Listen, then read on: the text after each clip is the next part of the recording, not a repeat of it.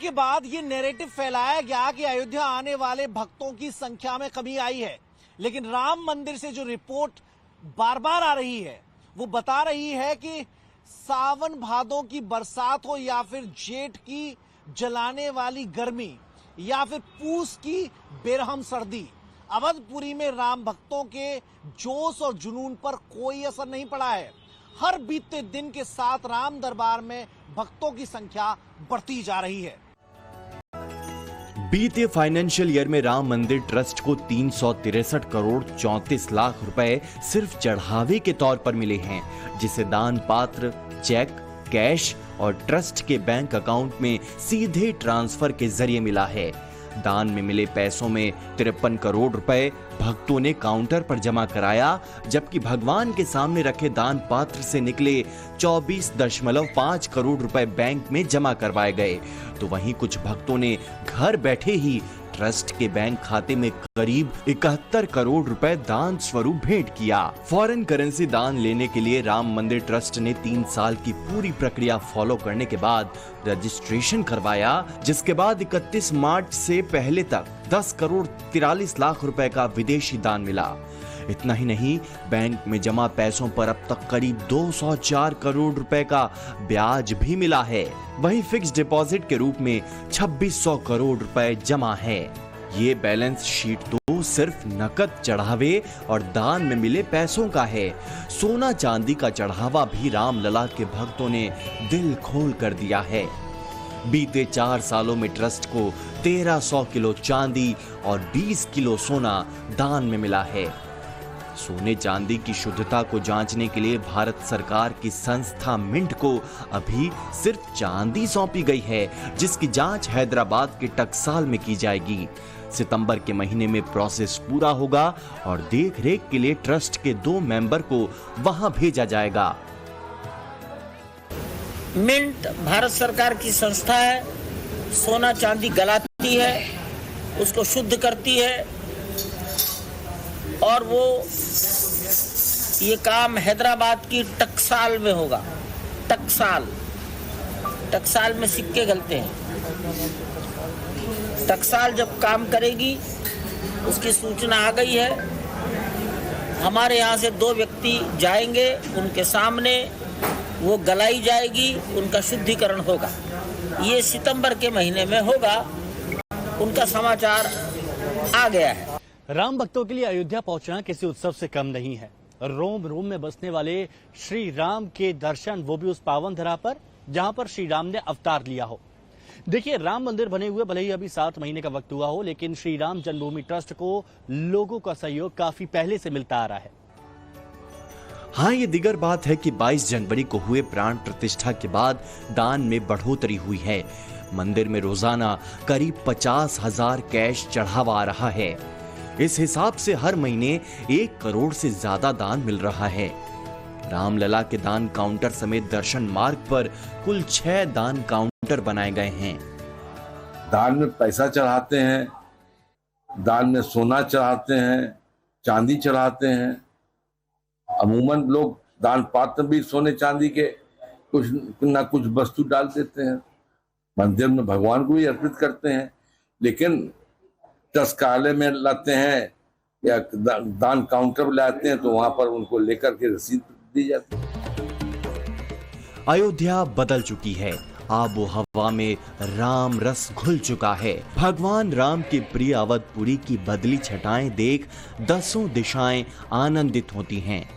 त्रेता के राम को कलयुग में राम भक्तों का इतना अगाध प्रेम मिला है, जिसका वर्णन शब्दों में करना बेमानी होगा। उस राम के पावन धाम को अपनी आंखों के सामने आकार लेते देखना राम भक्तों के लिए न भूतो न भविष्यति जैसी अनुभव की अनुभूति दे रहा है कि हमें दिसंबर तक मंदिर को पूर्ण करना है। दिसंबर 2024 में पूर्ण करना है। तो अब केवल 4-5 महीने रह गए हैं। उसी तिथियों में हमें सारा निर्माण करना है।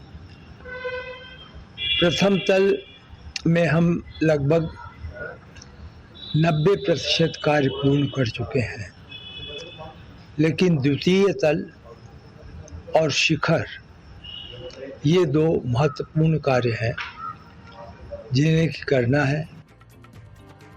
अब ग्राफिक्स के जरिए आपको समझाते हैं कि राम मंदिर का निर्माण कार्य किस लेवल तक पहुंचा है।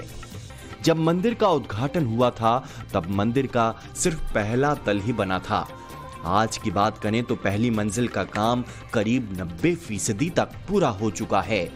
फिनिशिंग का काम चल रहा है, जबकि मंदिर को पूरा करने के लिए तीसरे तल और शिखर का काम बाकी बचा है, जिसे पूरा करने का लक्ष्य इस साल के दिसंबर तक रखा गया है।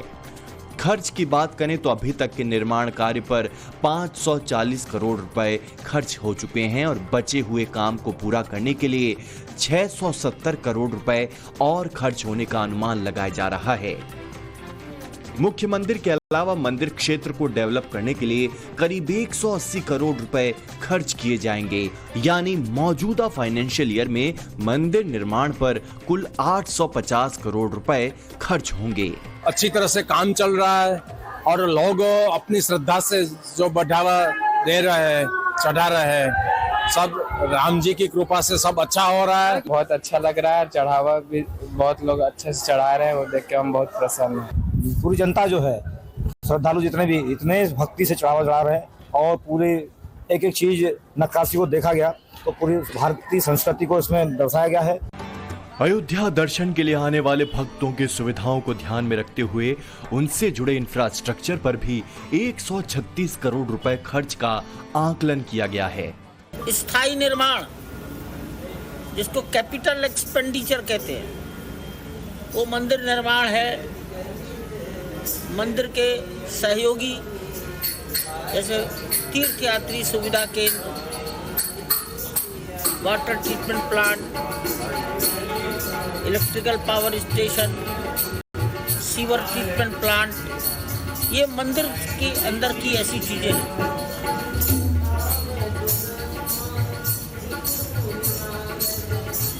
इसे आप 776 करोड़ रुपया का खर्चा मान सकते हैं। एक आकलन किया गया है कि केवल मंदिर पर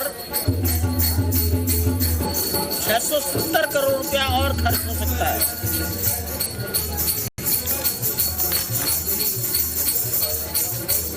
और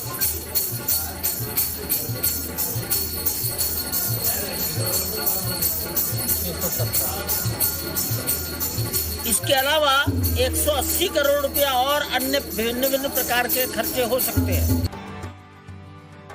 हालांकि मंदिर निर्माण के काम में तेजी लाने में कुछ परेशानियां भी हो रही हैं। मौसम की मार के साथ साथ कुशल कारीगरों की कमी एक बड़ी समस्या बनी हुई है। निर्माण समिति के अध्यक्ष नृपेंद्र मिश्रा ने इस पर चिंता जाहिर करते हुए कहा कि समस्या से निपटने के लिए प्रयास जारी है।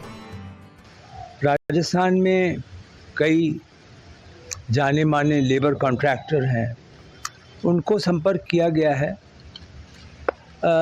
थोड़ा सा दूर हो जाने के कारण उन्हें थोड़ा संकोच होता है यहाँ आने के लिए, तो हम लोग को भी प्रयास करना होगा कि उन्हें घर जैसा वातावरण मिले। सप्त मंदिर में प्रगति अच्छी है।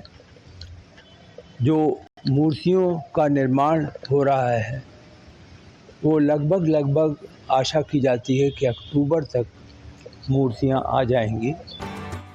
मंदिर के ग्राउंड फ्लोर के गर्भगृह में रामलला विराजमान हैं, जबकि पहली मंजिल के पूरा होने पर वहां भव्य राम दरबार बनाया जाएगा, जहां भगवान श्री राम, माता जानकी और हनुमान जी की प्रतिमा स्थापित की जाएगी। ये मूर्तियां पहले टाइटेनियम से बनाई गई थीं, लेकिन ट्रस्ट के महासचिव चंपत राय ने जानकारी दी कि अब ये सफेद मार्बल की बनाई जाएगी। भगवान राम की दरबार, राम, जानकी जी, हनुमान जी, चारों भाई, तीनों भाई, ये दरबार टाइटेनियम का बनवाया गया था। निर्णय ये हुआ है कि अब सभी मूर्तियां सफेद संगमरमर की बनेंगी। तो टाइटेनियम का दरबार बनाने वाले व्यक्ति ने वो दरबार आज ट्रस्ट को भेंट किया है। संगमरमर की जो प्रतिमाएं बनेंगी दरबार की, वो तो हिलाई नहीं जाती, बहुत भारी है। ये हैंडल हो सकता है, 2 आदमी आसानी से उठा सकते हैं। तो ये उत्सव मूर्ति के रूप में पहले तल पर रखा जाए, ये सुझाव आज आ गया है।